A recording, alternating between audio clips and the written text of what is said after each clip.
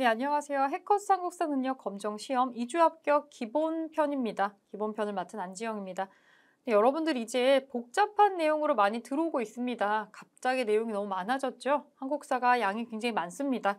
이번 시간에는 기출 주제 7번 그리고 8번을 다뤄볼 예정입니다. 통일신라와 발해부터 한번 살펴볼 텐데요.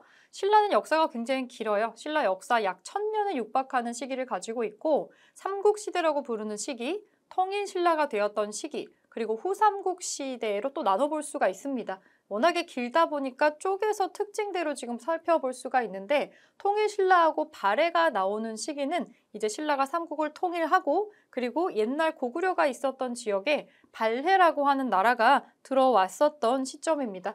이 두 시대를 묶어서 남쪽에 통일신라가 있고 북쪽에 발해가 있다고 해서 남북국 시대라고도 부르는 시대가 되겠죠.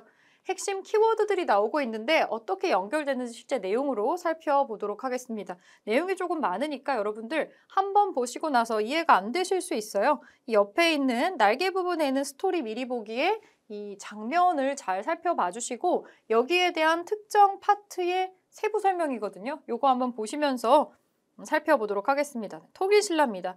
신라가 가장 꼴찌였는데 결국에 통일은 신라가 하게 되죠. 신라가 삼국 통일을 하고 나서 이때부터를 기점으로 통일신라라고 부릅니다. 뭐 사실 당나라의 어떤 도움을 받아서 이제 통일을 했기 때문에 이거를 완벽한 통일이 아니다라고 하는 견해가 예전에는 많이 있었지만 물론 이거를 가지고 물어보는 문제가 나오지는 않아요. 그런데 중국, 어떻게 보면 당나라는 중국인데 중국의 힘을 빌려가지고 그래도 같은 민족끼리 싸우는 데에 외세를 끌어들였다. 여기에 대해서 좀 안 좋은 평가를 받기도 하는데 이게 이 통일의 한계점으로 지적되는 것 중에 하나입니다. 근데 여러분 생각해보면 고구려, 백제, 신라가 있어요. 고구려, 백제 각각 700년씩 유지가 됐었던 국가죠. 수백 년 동안 서로 계속 전쟁만 했는데 서로 죽고 죽이는 싸움을 수백 년을 반복했는데 과연 한 민족이라는 인식이 있었을까 싶습니다. 바꿔 말하면 당나라가 뭔가 도와준다라고 했을 때에는 도와줘서 아군으로 들어온 사람들이 우리랑 언어나 민족 그 풍습이 달라도 조금 더 가깝게 느껴졌을 수 있다라는 거예요. 이거를 같은 어떤 민족 한반도 안에 있다라는 이유만 가지고 외세다, 외세가 아니다, 같은 민족끼리 뭐 동족 상잔을 했다 이런 개념으로 보기에는 삼국시대에 대한 이해가 조금 부족하다고 볼 수도 있겠죠. 그 시대 사람들은 그 시대 나름대로의 명분이 있기 마련이니까. 통일신라 이후에 어떤 식의 역사가 펼쳐졌는지를 보면 여러분들이 이 통일을 했었던 신라의 왕이라고 한번 생각을 해보세요. 문무왕 그리고 신문왕이라고 생각을 해보신다면 수백 년 동안 모든 삼국의 모든 국가들이 그렇게 염원했었던 삼국 통일을 합니다. 그럼 뭘 하고 싶을까요? 영토가 크게 일단 확장이 됐겠죠? 국민들이 굉장히 늘어납니다. 어제까지 백제나 고구려 사람이었던 사람들을 신라 사람의 그릇 안에 넣어야 되는 거예요. 그러면 당연히 민족 간의 국가 간의 갈등이 없을 수가 없겠죠. 각 나라마다 제도라던가 이런 게 다 달랐을 텐데 이것을 한 그릇 안에 넣어야 됩니다. 고구려, 백제, 신라를 통합하려고 하는 정책이 일어날 수밖에 없겠고 통일을 하고 나면 당분간은 혼란기가 있을 수밖에 없어요.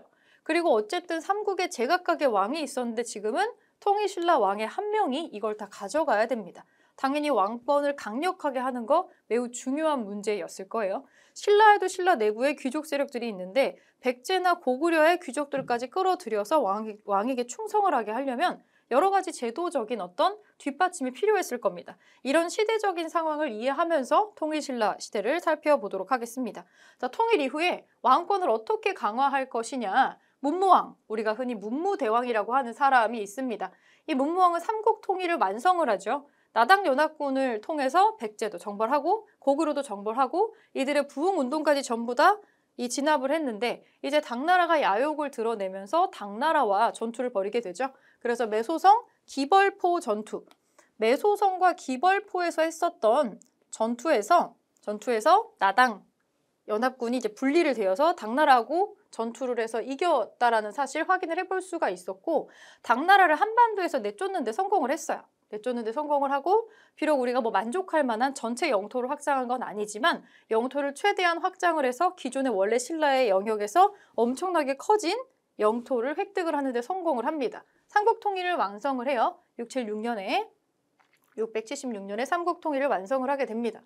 그럼 이제 서로 다른 어떤 체제를 가지고 있었던 세 나라를 통합을 해야 되니까 체제를 정비해야겠죠. 딱히 갑자기 너무 늘어난 거잖아요. 그래서 지방관, 여기서 말하는 지방관은 물론 신라의 중앙에서 내려보낸 사람들도 있겠죠. 신라 사람들도 있겠지만 백제나 고구려 사람도 들어가 있지 않겠어요? 중앙에서 멀리 떨어져 있는 지방의 세력이 혹시라도 따로 세력을 키우면 어떡하지? 라고 하는 걱정이 있을 수밖에 없습니다. 이전에 비해서 영토가 굉장히 넓어졌기 때문에. 그래서 지방관을 감찰하고 컨트롤하기 위해서 외사정이라는 관리를 따로 파견했다고 하는 것을 볼 수가 있고요. 외사정. 그리고 그 뒤에 이 문무왕을 일단 통일을 하고 나서 한 바구니 안에 우리가 들어가 있다라는 걸 사람들한테 어필하기 위한 여러 가지 정책을 시행을 했다라고 보시면 됩니다. 이게 조금 더 견고해지는 거는 그 아들이 신문왕 때로 넘어가게 됩니다. 별표가 3개나 붙어 있죠. 이 신문왕 때는 왕권을 강력하게 하기 위해 적극적인 어떤 행동으로 액션을 취했던 시대입니다. 여러분 신문왕 때 김흠돌의 난이라는 게 종종 튀어나와요. 김흠돌, 왕의 장인어른입니다. 신문왕의 장인어른이라는 거죠. 엄청난 어떤 힘을 가지고 있었겠죠. 왕의 장인어른이었던 김흠돌이 반란을 일으킵니다. 그러면서 이걸 계기로 삼아서 자기의 장인어른을 직접 숙청을 하면서 여기에 전부 다 자기의 장인처럼 본인에게 도전을 하려고 했거나 이런 사람들을 싹 쓸어버리게 됩니다. 숙청이라고 그러죠. 숙청. 숙청을 해서 왕권을 아주 강력하게 만들어버리는 거죠.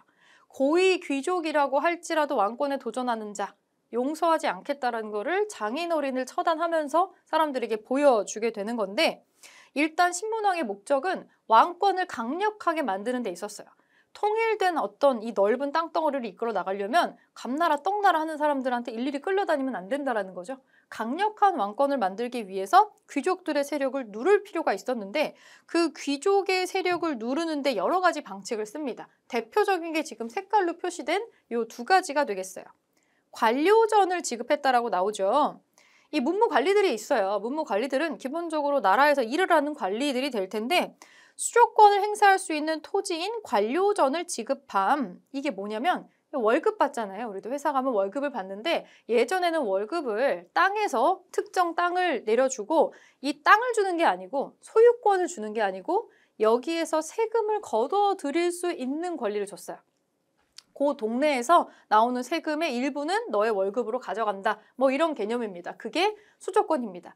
그 토지에서 나오는 것에서 세금을 거둘 수 있는 권리의 일부를 주었다라고 보시면 될 것 같아요. 그래서 이 관료전이라는 걸 지급을 합니다. 관리에게 지급되는 수조권을 거둘 수 있는 땅이라고 보면 되고 노급을 폐지하는 건 뭐냐면 관료전을 지급하면서 노급을 폐지한 거예요. 이 노급이 귀족들의 세력을 굉장히 견고하게 만들어주는 약간 베이스 캠프 같은 거였어요. 시드 머니 중에 하나였는데 귀족들의 경제적 기반입니다. 이 노급은 좀 여러 가지 혜택을 갖고 있는 땅이었는데 세금을 걷어들일 수 있는 권리뿐만이 아니고 그 세금을 걷어들이는 땅에 살고 있는 사람들을 자기의 어떤 노비처럼 부릴 수도 있는 노동력을 징발하는 것까지 전부 포함됐어요. 내가 A라는 지역에 수조권을 갖고 있어요. 그걸 노급을 가지고 있어요. 그럼 A라는 지역에서 세금도 걷고 거기 사는 사람들한테 내일 우리 집 담장 좀 고쳐. 내일 와가지고 이것 좀 해. 이렇게 하는 게 가능했다는 거죠. 마치 유럽의 어떤 성주처럼 거기 안에 있는 사람들을 자기가 막 부릴 수도 있는 그런 아주 막강한 권한을 가지고 있었습니다. 이 노급이 위험했던 이유는 노동력이라고 하는 건 이거는 군사로 전환될 수도 있다는 거거든요. 이거 상당히 위험한 어떤 권한으로 보았고 그래서 노급을 폐지합니다. 이 귀족의 경제적 기반을 이루고 있었던 노급의 폐지, 굉장한 반발을 불러왔지만 반대로 노급이 폐지됐다는 거는 왕권을 강화하기에 그만큼 획기적인 방안이었다고 볼 수 있겠죠. 그리고 이제 귀족을 눌러놓고 이제 본격적인 체제 정비를 시작을 하는데 땅이 넓어졌잖아요. 이 넓은 땅을 제대로 다스리기 위해서 행정구역을 개편합니다. 구주 5소경의 지방 행정 조직을 완비했다라고 나와요. 전체를 구주로 나눕니다. 구주로 나누고 5소경은 뭐냐면 우리나라 지도를 펼쳐놨을 때 경주가 어디 있죠? 동해바닷가로 아래로 내려서 치우쳐져 있잖아요. 우리나라 전체 한반도 지도를 놓고 보면 오른쪽 아래에 좀 치우쳐져 있는 경향이 있어요. 중심이 아니죠. 그런데 영토가 넓어졌는데 수도가 너무 치우쳐져 있으니까 골고루 중앙에 눈길이 같지가 않은 거예요. 그래서 5소경이라고 하는 거는 작은 수도, 소경들을 만들어 놓고 조금 더 컨트롤할 수 있게 만들었다라고 보시면 되겠습니다. 구주 오소경, 그리고 지방행정 조직을 완비했다라고 나오고 있습니다. 그리고 이제 영토가 넓어지고 국민이 많아졌으니까, 백성이 많아졌으니까 여기에 노동력도 알맞게 분배를 해야 될 겁니다. 구서당, 중앙에 있는 군대로 구서당이라는 거 만들고요. 십정이라고 있습니다. 지방군대를 십정이라고 군사제도로 완비합니다. 왜 9개가 아니냐면 십정 같은 경우에는 국경지대에 하나를 더 둔 거예요. 그래서 십정으로 들어갑니다. 군사제도도 마련을 해놓고 최대한 차별을 안 하려고 노력을 많이 했어요. 백제나 고구려 사람들이 내가 백제나 고구려 사람이어서 차별받는구나 라는 느낌을 주지 않으려고 공평하게 군대에 징발을 하고 이런 것들을 보여주었습니다. 그리고 이제 학교 세우는데요. 국립교육기관인 국학을 설립을 해서 귀족 자제를 대상으로 유학교육을 실시했다라고 나옵니다. 인재를 양성하는 거 매우 중요하죠. 이제 앞으로 새로운 통일신라를 이끌어 나갈 브레인들을 육성할 학교 굉장히 중요합니다. 여기에는 신라 사람만 있는 게 아니고 고구려랑 백제 사람도 다수가 포함이 되어 있었겠죠. 그래서 국학을 세운다라고 하는 것도 신문왕의 중요한 업적 중에 하나고요. 삼국 통일을 완성한 아버지에 대한 어떤 마음을 담아서 가문사라고 하는 사찰을 만듭니다. 아버지 문무대왕의 은혜에 감사한다는 의미로 감은사라는 이름의 사찰을 세웠다라고 되어 있습니다. 감은사는 현재 남아있지 않습니다. 하지만 감은사지라고 하는 사찰의 터가 남아있고 건물의 일부 밑에 구조가 남아있죠. 그리고 감은사에 탑이 남아있습니다. 감은사에 남아있는 석탑이 있어서 여기에 실제로 사찰이 있었다라는 것을 찾아볼 수가 있고요. 이 문무대왕은 삼국 통일을 하고 이 나라를 지키려는 마음이 너무나 강했던 나머지 이 죽을 때 유언으로 그때 한창 문무대왕이 죽을 때 비록 삼국 통일은 했는데 동해바다 쪽에서 일본 해적들이 엄청 들어왔었어요. 왜구라고 부르는 이 일본 해적들의 어떤 침입이 너무 심각해서 내가 죽으면 동해바다의 용이 되어서 이 왜구로부터 신라를 지킬 것이다, 신국을 지킬 것이다 라고 유언을 남겼다고 해요. 그래서 본인을 동해바다에다가 장례를 지내달라고 유언을 남기고 죽습니다. 그래서 이제 문무대왕은 무덤이 없어요. 무덤이 없고 시체를 화장을 해서 동해바다에 뼈가루를 뿌렸다라고 되어 있습니다. 여러분 일출 보러 갈 때 보시면 일출 명소들이 있죠. 주로 동해바다 쪽에 일출 명소가 있잖아요. 이 경주 지역에 가면 바닷가 지역으로 넘어가시면 문무대왕릉이 있어요. 실제로 그 바닷가 건너편으로 무슨 바위섬 같은 게 보입니다. 거기 일출 명소인데 실제로 좀 된 얘기지만 모 TV 프로그램에서 정말로 여기에 문무대왕의 뼈가루를 뿌렸는가, 그러니까 여기가 수중릉이다라고 이제 이 탐사 프로그램이 하나 있었어요. 정말로 여기가 문무대왕의 뼈가루를 뿌리고 장례를 치는 장소인가 아닌가라고 하는 것을 확인하는 어떤 작업이 있었는데 그 바위섬에 인위적으로 사람이 손을 댄 흔적들은 좀 보여요. 근데 뭐가 남아있진 않은 거죠. 워낙에 물살이 많이 막 휘몰아치는 곳이기도 하고 진짜인지 아닌지 모르지만 예로부터 계속 전달이 되어 와서 가문사의 위치하고 그 대왕암의 위치가 절묘하게 맞아 떨어지는 게 또 있어서 거기가 아마도 뼈가루를 뿌렸다라고 전달되는 곳이 아닌가. 그래서 아직도 대왕암이라고 부르는 조그마한 바위섬 같은 게 있습니다.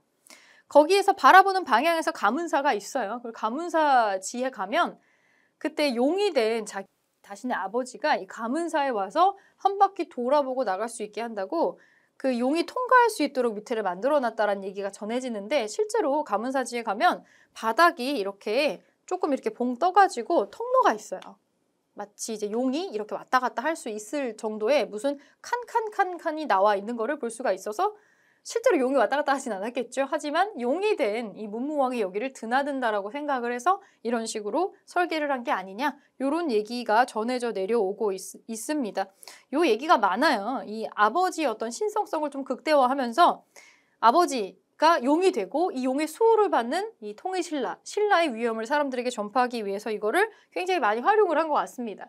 동해 용이 된 아버지 문무왕에게 대나무를 받았다. 용이 된 아버지를 만난 거예요. 그 아버지가 대나무가 심어져 있는 섬으로 본인을 인도를 했다라는 얘기가 나오죠. 어떤 섬에 갔더니 대나무가 있어서 그걸 꺾어가지고 이 피리를 만들었다. 만파식적 아시나요? 불면 모든 근심 걱정이 사라지고 마음의 평화와 함께 이 나라의 평화가 온다라고 하는 신비의 피리입니다.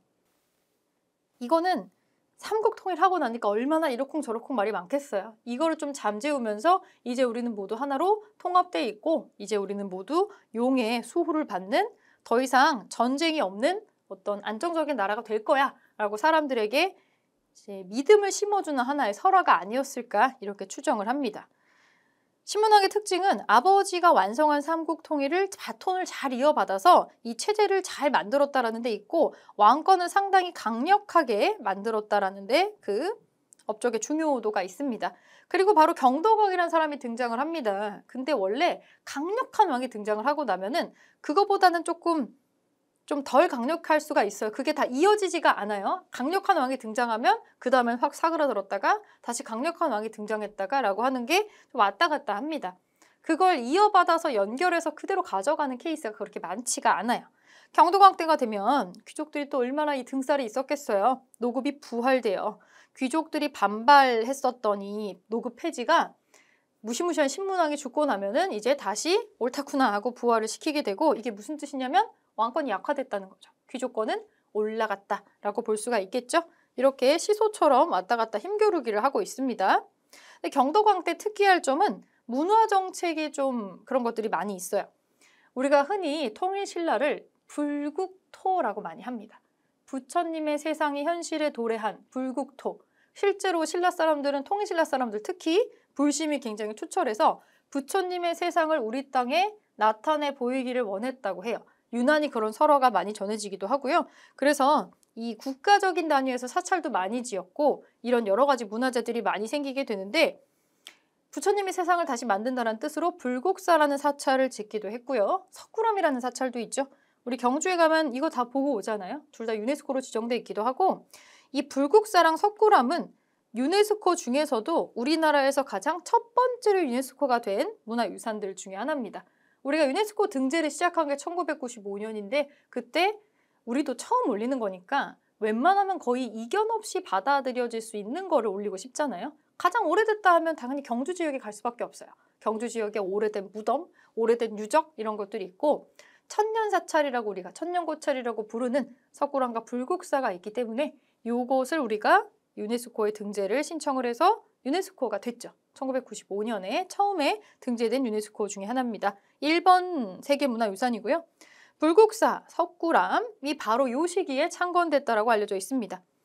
이 경주에 유명한 높은 재상 김대성이라는 사람이 빌어서 제작을 하고 만들었다라고 전해지는데 실존 인물인지 아닌지도 확실치는 않습니다. 이런 사람의 이름이 나오는 건 아닌데 유사한 이름이 기록에 나오기는 해요. 뭐 추정상 실존 인물로 보입니다. 근데 이분이 좀 특이한 사람이었죠. 여러분들 기억나실지 모르겠습니다. 이 김대성이 인생을 2번 살았어요. 전생이 있고 현생이 있는데 불교에서는 전생 개념이 있잖아요. 그래서 전생에 나쁜 짓을 많이 하면 그 다음 생에 신분이 낮은 사람으로 태어나고 뭐 이런 윤회라고 하는 그런 게 있는데 김대성은 특이하게도 전생의 기억과 현재의 기억을 다 가지고 있는 사람이었어요. 전생에 자기 부모님을 기억한다는 얘기였죠. 전생에 김대성이 찢어지게 가난한 집안 아들이었는데 아주 불심이 가득한 어머니 밑에서 성장을 한 거예요. 그래서 집에 진짜 손바닥만한 밭대기 하나밖에 없었는데 이 아주 조그만한 밭에서 거의 먹거리도 안 나오는 그런 밭을 겨우겨우 부쳐 먹으면서 살고 있었는데 왜 우리 그 스님들이 마을로 내려와서 이렇게 공양, 시주 받는 거 있죠. 그런 시주를 받으러 다니는 스님을 마주한 거예요. 그래서 이 시주 하실 거 없으시냐? 갖고 계신 것 중에 시주할 만한 게 없나요? 라고 했을 때 어머니가 기꺼이 이제 밭을 시주를 했던 거예요.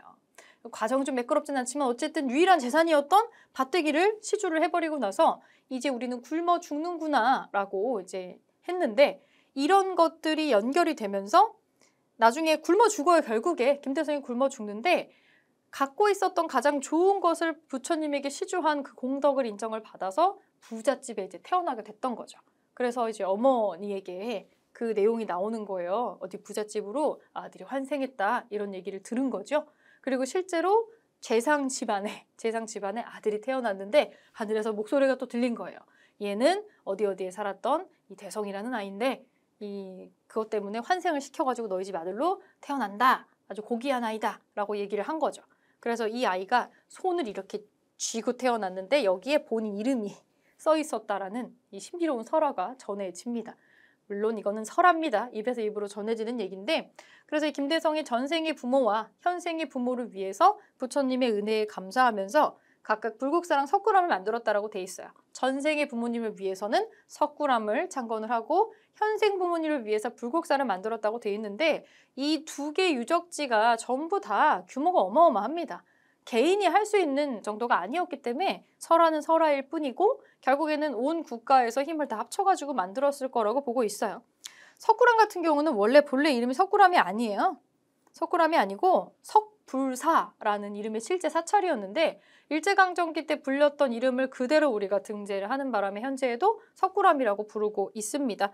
그래서 이 불교 문화의 최고 어떤 특징을 보여주는 것으로도 유명하고요. 특히 석굴암 같은 경우는 전 세계에서 지구에서 유일한 인공석굴입니다. 인공석굴. 원래 있었던 굴 안에다가 이 불상을 모셔놓은 게 아니고 원래 그냥 평지인데 그 위에다가 인공적으로 굴을 만든 형태가 되는 거예요. 그리고 이게 사람의 인력만으로 깎아가지고 조각을 했는데 마치 기계로 깎은 것처럼 정갈하고 아주 섬세하게 조각이 되어 있는 것으로도 유명합니다. 불국산 석굴암은 지금도 경주의 가장 유명한 유적지이자 유네스코 세계문화유산이죠. 그리고 이때에 에밀레종이라고 유명한 성덕대왕 신종이 만들어지기 시작을 했죠. 굉장한 규모의 종이었죠. 성덕대왕 때 만들어져서 성덕대왕 신종이라고 하는데 이렇게 종을 칠 때마다 엄마 하는 소리가 들린다고 해서 에밀레종이라는 별칭으로 많이 불리는데 무서운 얘기죠. 이 종을 만들 때 아기를 바쳐가지고 만들었다라는 되게 무서운 얘기를 가지고 있는 종이었어요. 현재 경주에 가면 국립경주박물관이 있거든요. 그 국립경주박물관 야외에 실제 이 에밀레종이 걸려 있습니다. 지금은 종의 안전을 위해서 치지는 않는데 20분에 한 번씩 우리가 녹음해 놓은 옛날 종소리가 나와요.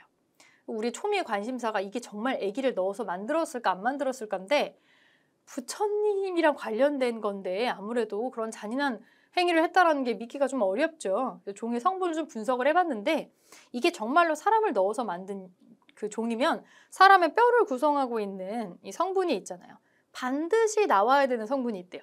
근데 조사를 해봤더니 다행스럽게도 그런 건 나오지 않았기 때문에 이 종을 만들 때 사람을 넣지는 않았던 것으로 보여요. 그냥 그 정도로 정성스럽게 만들었다라는 거를 보여주기 위해서 이 좀 이제 첨가된 이야기가 아닌가 이렇게 보고 있습니다. 그래서 경덕왕 때에는 뭔가 불교 문화와 관련된 문화 정책들이 좀 다소 나온다라는 거. 하지만 왕권은 이전 때에 비해서 조금 낮아졌다라는 거 한번 체크를 해주고요. 자, 통치체제 얼마나 힘들었을까요? 이렇게 땅이 넓어지고 사람이 많아졌는데 차별도 하지 않으면서 나에게 충성을 하게 만드는 거 쉽지 않았겠죠? 통치체제에 넓어진 영토를 효율적으로 관리하기 위해서 그리고 많은 사람들을 효율적으로 컨트롤하기 위해서 어떻게 했을까? 여기에 포커스를 맞춰서 보겠습니다. 자, 중앙 통치 조직을 한번 봅시다. 집사부 이외에 위화부, 사정부 등 13부를 두어서 행정 업무를 많아진 행정 업무를 분담했다라고 나오고 있고 너무나 당연한 얘기잖아요. 땅이 커지고 사람이 많아지고 업무가 많아지니까 조직이 커질 수밖에. 효과적으로 하기 위해서는. 그리고 가장 커진 건 아무래도 지방 아니겠어요? 지방이 너무 넓어졌죠. 지방의 범위가 전라도, 강원도 건너서 현재 수도 한성, 서울 있는 경기도 인근 위에까지 다 올라와야 되니까 굉장히 넓어졌을 거거든요. 구주 오소경 대표적인 특징입니다. 행정구역에 이렇게 많은 숫자가 나오는 거 신라, 통일신라 특징이에요. 전국을 9개로 나눕니다. 9개의 주로 나누고요. 수도 이외에 중요한 지역에 오소경을 설치를 합니다. 치우쳐져 있는 경주에 금성의 위치를 보완하기 위해서요. 그리고 아무래도 이 땅이 좀 넓어지고 거기다가 뭐 지방관을 파견한다 한들 지금처럼 CCTV가 있는 것도 아니고 가까이서 감시를 할 수가 없으니까 이들이 혹시라도 반란을 일으키지는 않을까 걱정되겠죠. 사실 엄밀히 따지고 보면 삼국통일전쟁도 이 주변에서 사람들이 난립해서 일어났었던 것도 지방을 중앙이 일일이 통제를 못했었던 것도 있잖아요. 그래서 뭘 하냐면 지방을 잘 감시하기 위해서 여러 가지 제도를 실시를 해요. 첫 번째, 상수리 제도라는 게 있습니다. 상수리 제도. 지방 세력을 견제하기 위해서 그 지역에 있는 향리를 수도로 부르는 거예요. 수도에 와서 약간 인질이죠. 일정 부분 있는 거예요. 일정 부분 저기 전라도 사는 사람을 서울에 와가지고 한 몇 달 있게 하는 거죠. 가족이랑 분리한 채로. 그러니까 일종의 그 지역의 인질이라고 보시면 돼요.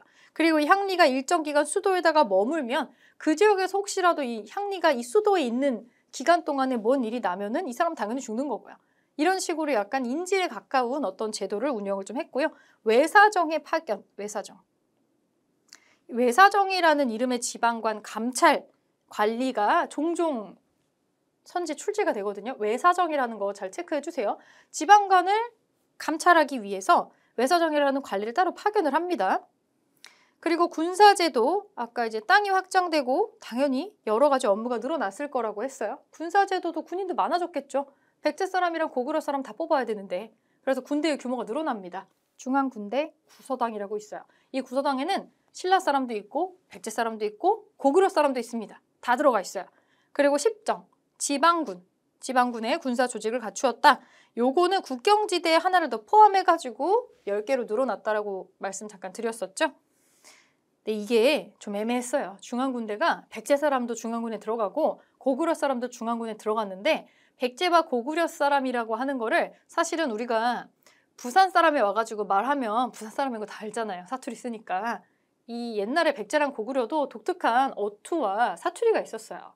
그래서 사투리를 쓰면은 바로 알아요. 바로 알아서 어느 나라 출신인지를 바로 알게 됐던 거예요. 여기에 대한 알게 모르게 차별이 존재했다라고 나와 있고요. 고구려, 백제, 신라의 복식이 조금씩 다르거든요. 근데 이게 갑자기 삼국 통일이 됐다고 해서 갑자기 만들던 옷을 다 바꿀 수는 없어요. 원래 갖고 있던 옷이 있겠죠. 그래서 이 옷차림이라던가 이런 것만 보고도 어느 나라 출신인지를 사실은 알 수가 있어서 똑같은 중앙군대에 있어도 차별이 없지는 않았다라고 되어 있습니다. 이거면 완전히 없기는 힘들겠죠. 어쨌거나 정복을 당한 입장에서. 관리 등용제도 또 보면은 원성왕이라고 하는 왕이 등장을 해요. 선지에 정말 많이 나오죠. 문제 풀다 보면 선지에 툭하면 튀어나오는 것 중에 하나가 이거예요.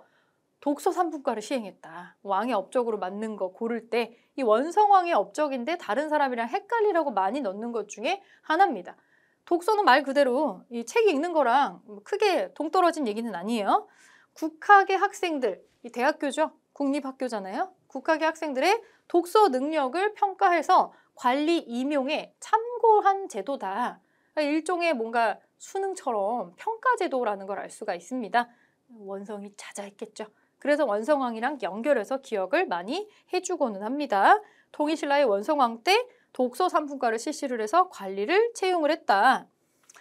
어떻게든 골고루 등용하려고 했던 게 여기도 보이잖아요. 독서 능력을 평가하는 거예요. 이 사람의 출신을 평가하는 게 아니고. 그래서 관리를 임용할 때 참고를 했다. 중요한 특징일 수밖에 없습니다. 고구려와 백제인에게도 관리가 될 수 있는 기회를 나름 균등하게 주려고 했다라는 거 보이죠. 그런 부분의 내용 지금 나오고 있고요. 자, 기출자료 44회에 나왔던 기출자료입니다. 구주와 오소경이 뭔지에 대해서 지도와 함께 살펴볼 수 있도록 지금 나와 있어요.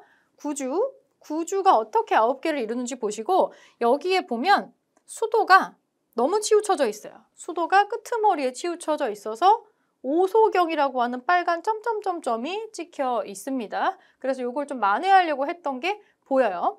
이게 9개가 된 이유는 고구려 그리고 백제 지역에 각각 3개씩 설치를 했다라고 나오고 있죠.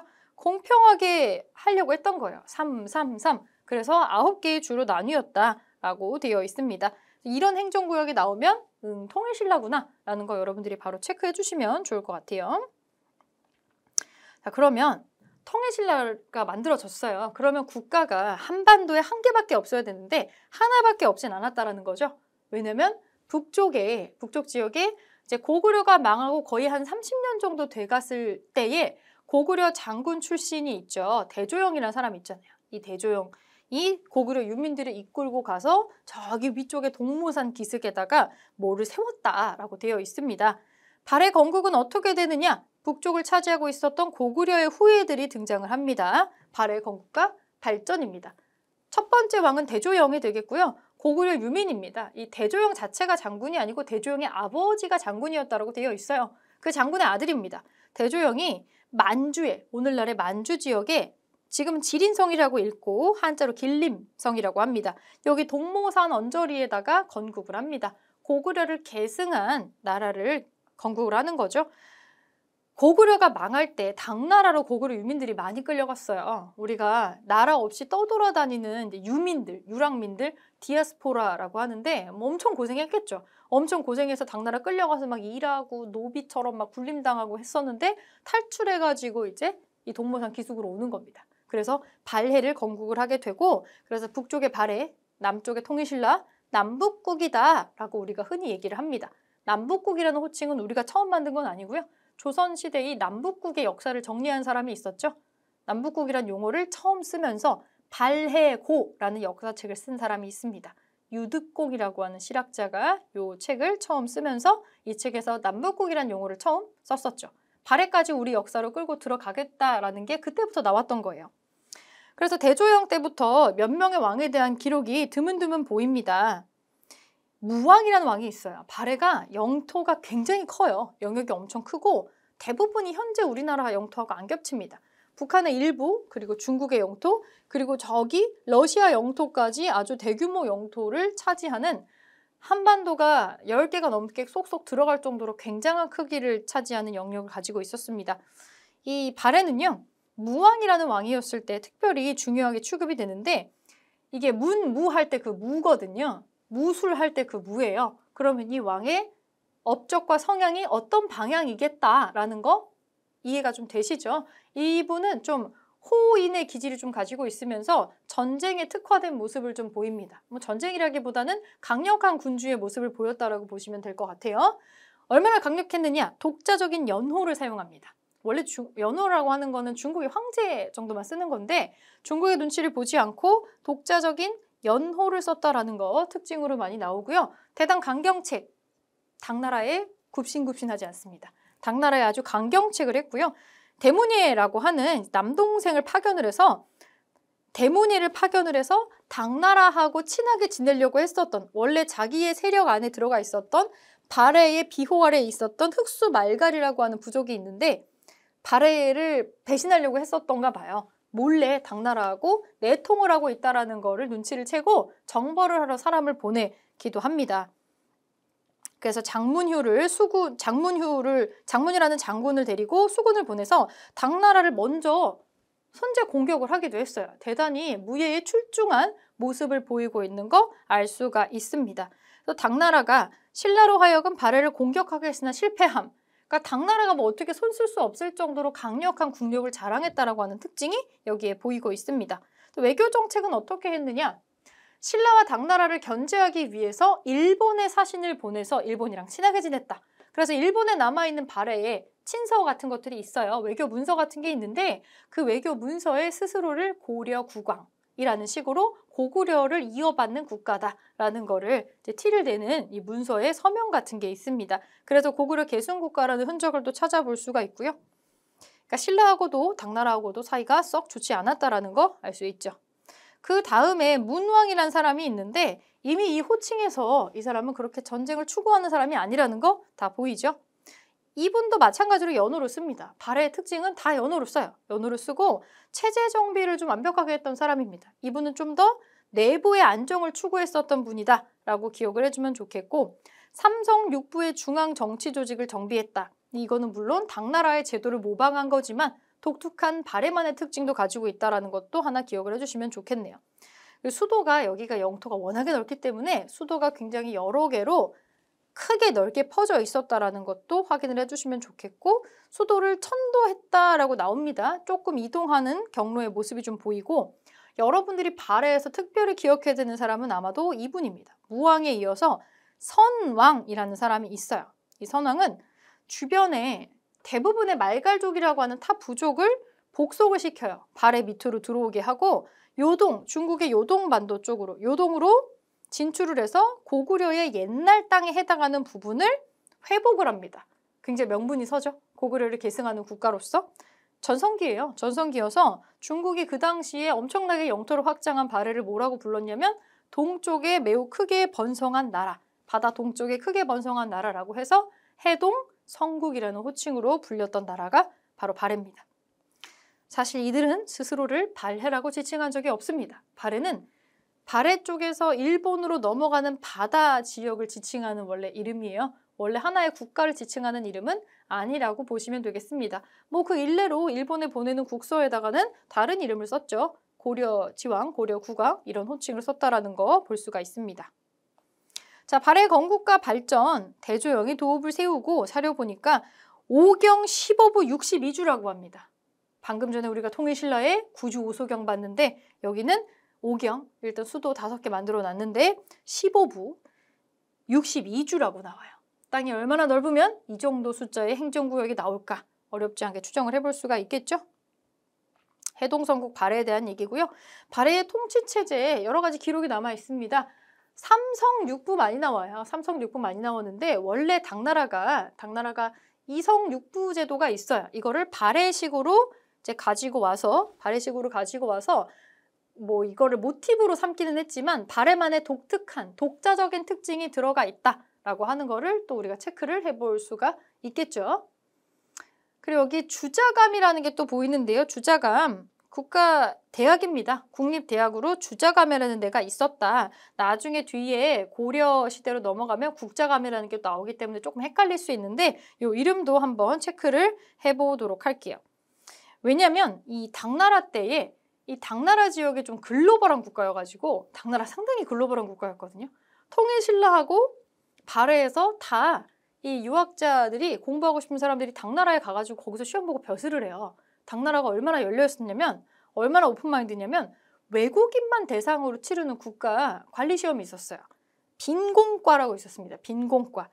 여기는 크게 차별 없이 사람들을 수용해서 사람들에게 관리를 시키겠다라는 의지가 좀 들어간 거여서 외국인을 대상으로 실시하는 과거 시험이 따로 존재했다. 이 당나라의 굉장히 글로벌한 마인드를 보여주는데 최치원 아시죠? 최치원.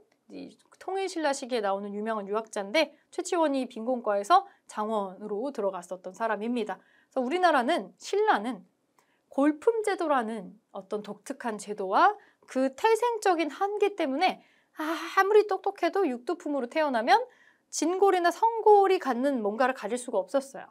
그런 차별을 극복하고자 당나라로 건너가서 빈공과를 보는 사람들이 많았다라는 거죠. 오늘날에 뭐 외국으로 유학 가는 사람들처럼 당나라로 유학을 갔다라고 보시면 될 것 같아요. 그래서 오경, 15부, 62주에 해당하는 굉장히 광대한 영토를 가지고 있었다. 확인해 보시고 제일 많이 나왔던 거는 옛날에 이게 되게 많이 나왔어요. 발해가 왜 고구려를 이어받은 국가냐, 증거가 뭐냐라고 해당하는 건데 일단 스스로 부르기를 그렇게 불렀습니다. 일본에 보낸 국서에다가 고려 또는 고려 국왕, 고구려 왕이라는 뜻이에요. 이런 명칭을 사용했다라는 점, 그리고 문화 양식이 매우 유사하다라는 점.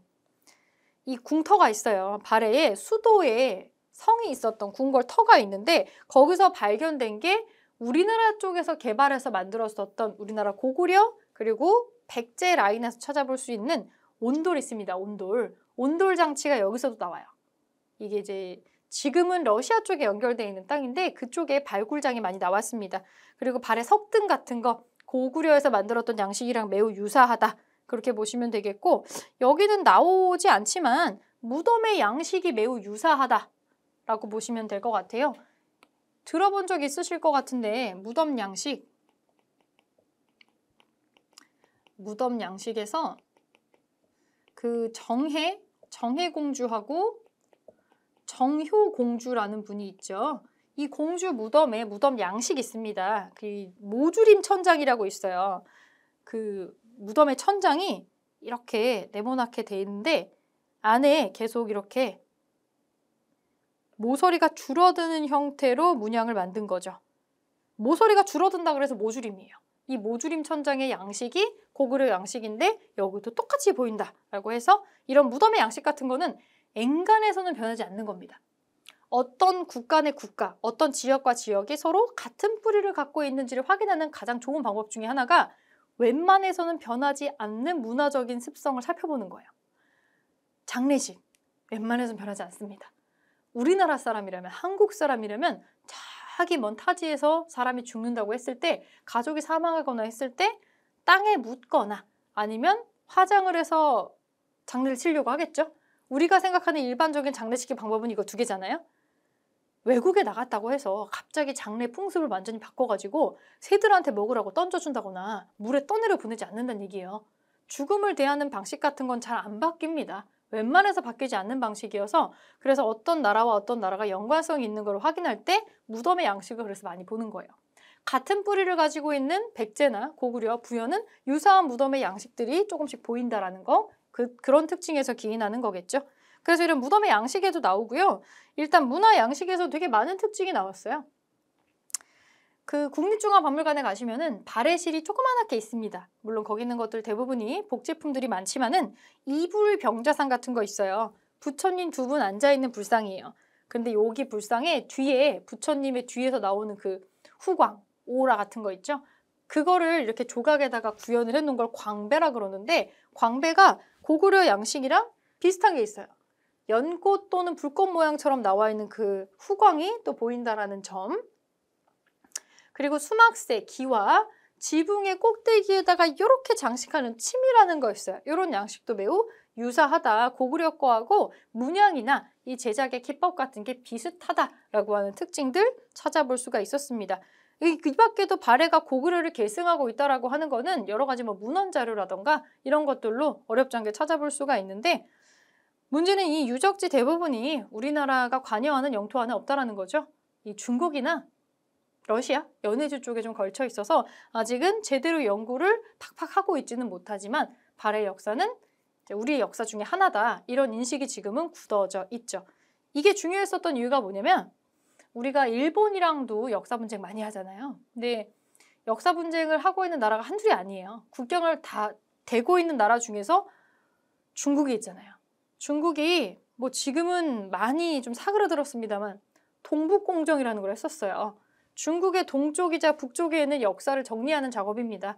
이게 중국의 어떤 속국의 역사를 정리하는 건데 그 친구들의 기준에 의하면 고구려도 중국의 속국이고요. 뭐 고조선도 중국의 속국이 돼요.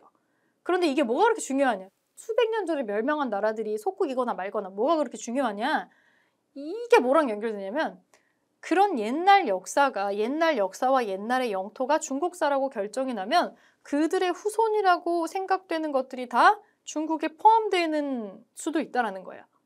되게 이상하고 이상한 얘기지만 그런 식으로도 들어갑니다. 이게 동북공정이에요.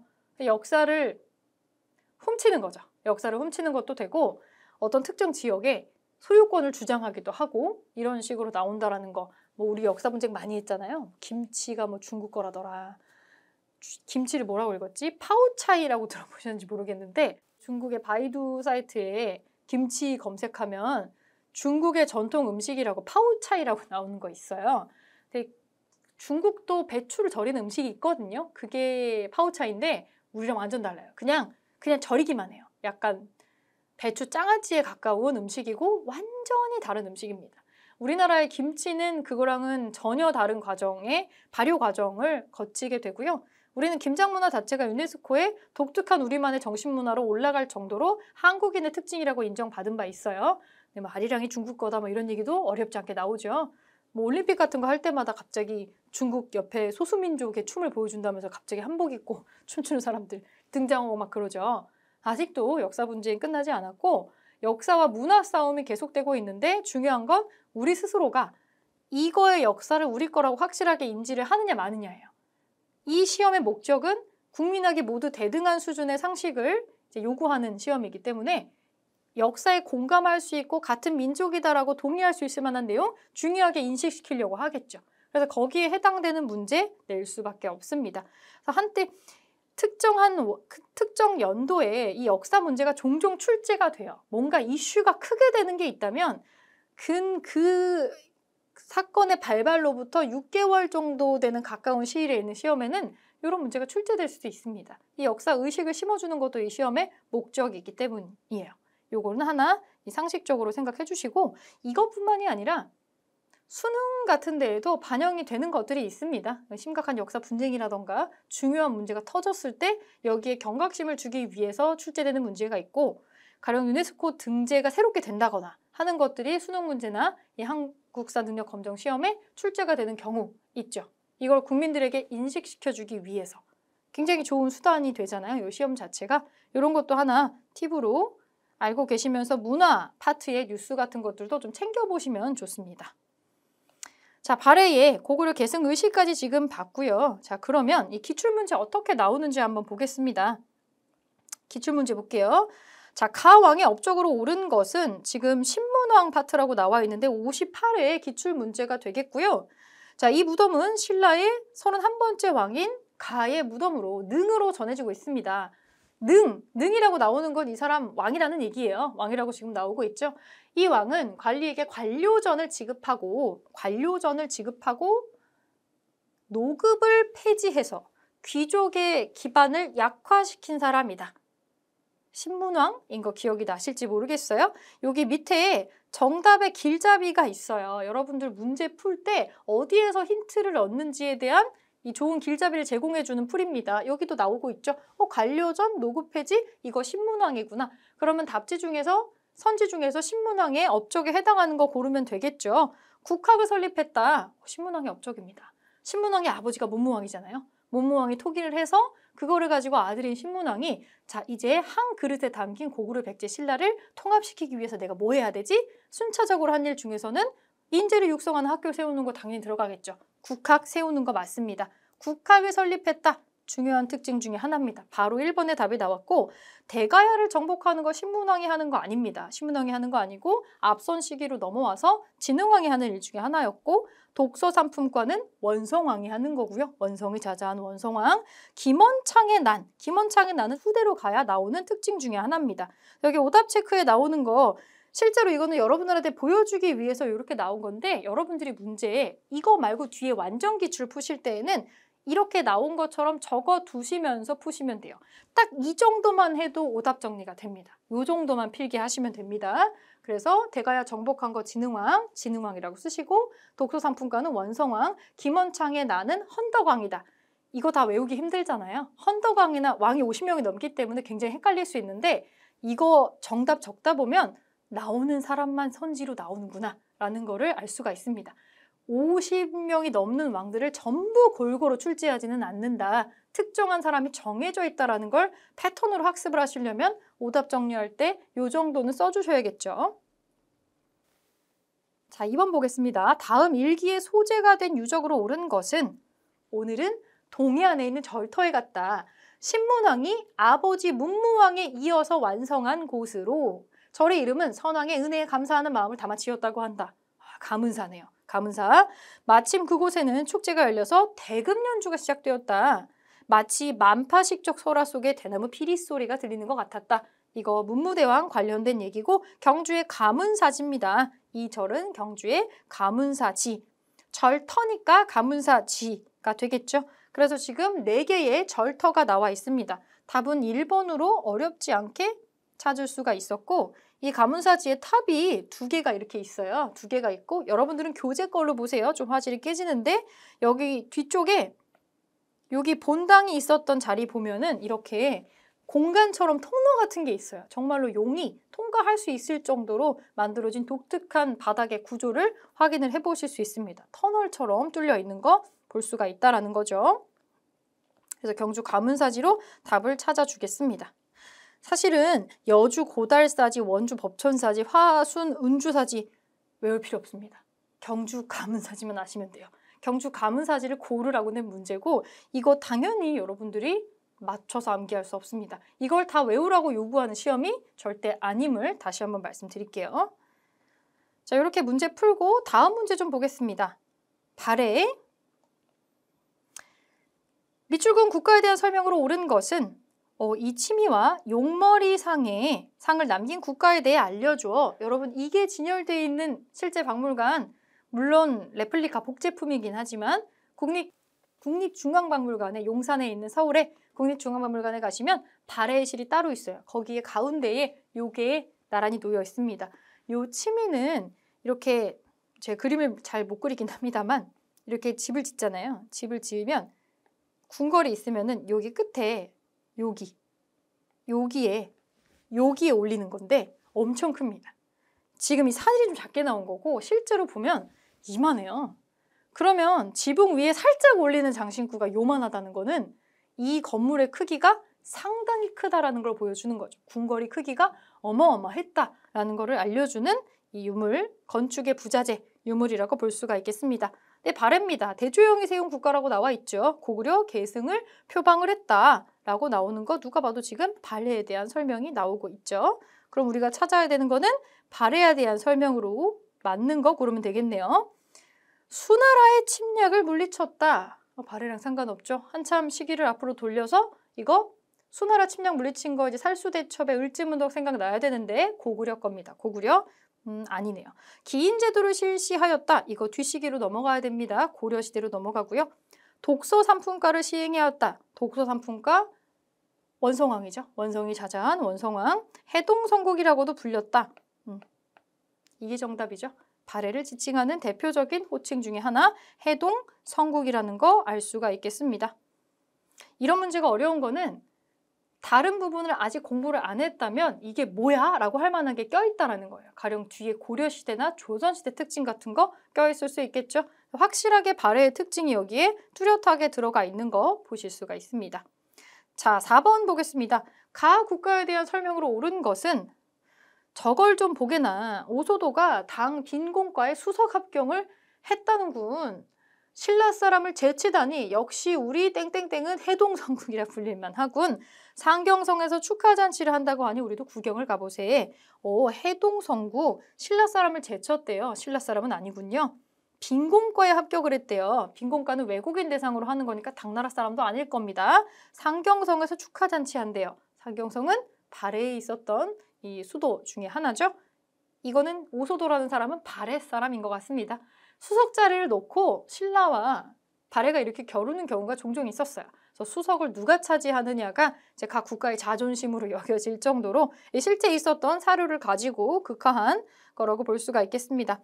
자, 발해에 대한 설명으로 옳은 거 골라보겠습니다. 글과 활쏘기를 가르치는 경당을 두었다. 이 고구려 특징입니다. 고구려의 특징이고요. 고구려 장수왕 때 지방에 있는 학생들을 위해서 만들었던 경당이라는 게 있었죠. 경당. 왜냐면 국립대학교로는 수도에 귀족의 자제들을 가르치는 학교가 태학이라고 따로 있었고 이제 그거에 이어서 장수왕이 만든 게 경당이에요. 자, 2번 정사함에서 국가의 중대사를 결정하였다. 정사함은 큰 바위 이름이고요. 정사암회의라는 게 있었어요. 귀족회의 중에 하나입니다. 이건 백제 귀족회의입니다. 해당 사항이 없죠.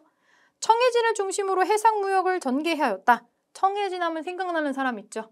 바다의 왕이라고 불렸던 장보고가 있습니다. 요거는 이제 발해가 아니고 통일신라에 해당하는 얘기입니다. 오경 15부 62주로 지방행정제도를 정비한 게 발해의 특징이 되겠죠. 그러니까 이 정도 되는 문제가 나온다라고 보시면 될 것 같아요. 정답 4번으로 찾아줄 수가 있었고요. 여기까지 발해 내용을 정리를 지금 해봤습니다. 네, 기출주제 8번입니다. 통일신라 말의 혼란과 후삼국 시대를 보겠습니다. 이 통일신라가 지속이 되다가 다시 한번 혼란기를 맞이하게 되고요. 다시 한번 삼국시대가 오게 됩니다. 앞선 통일 이전의 삼국시대와 구별하기 위해서 후삼국시대라고 부르는 시대가 다시 돌아오게 되는데 어떤 혼란이 있었고 어떤 과정을 거쳐서 다시 한번 삼국으로 분화하는지 그 과정을 한번 살펴보겠습니다. 통일신라 말기의 혼란기 한번 볼게요. 배경이 있습니다. 왕권이 강력하다면 이 혼란이 올 필요도 없을 텐데 왕권이 약화될 만한 어떤 계기가 있었던 것 같죠. 배경을 한번 보겠습니다. 우리가 보통 신라가 너무 길어서 신라 상대, 중대, 하대 이렇게 보통 나눕니다. 통일되기 이전의 신라 시대를 보통 상대라고 보고요. 통일이 되었던 시점부터 중대라고 보고 하대로 들어가는 시점이 있습니다. 가장 격한 혼란기에 해당하는 부분이 될 텐데 왕권이 매우 약화되는 시기가 나오게 되는 거죠. 이 김춘추 무열왕의 직계로는 마지막으로 해공왕이라는 사람이 있었는데 이 해공왕을 끝으로 신라는 본격적으로 하대라고 하는 혼란기로 들어갔다라고 보시면 되겠습니다. 해공왕 이후에는 굉장한 혼란이 반복이 되어서 정말 수십 번 이 상대등이라던가 귀족 계층의 교체들이 굉장히 많이 있었고 왜 교체됐는지 기록도 제대로 남아있지가 않습니다. 심지어 이 시기에는 피살된 왕들이 굉장히 많았고요. 아주 자주 왕이 교체되는 모습도 볼 수가 있었습니다.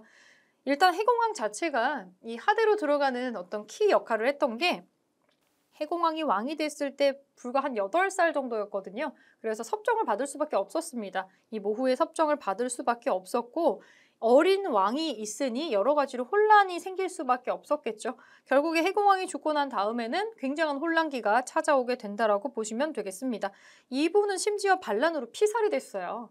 여러 가지 사서에는 삼국 사기하고 삼국 유사에는 다른 내용이 기록되어 있기는 합니다. 삼국 사기에는 해공왕이 그 난군에게 난병에게 살해당했다라고 되어 있는데 사실 삼국유사나 다른 책에는 난군이 아니고 실제로 이 뒤에 왕이 되는 사람이 있습니다. 이 왕이 되는 상대 등에게 김양상이라는 사람에게 시해를 당했다라고 기록되어 있는 것도 있습니다.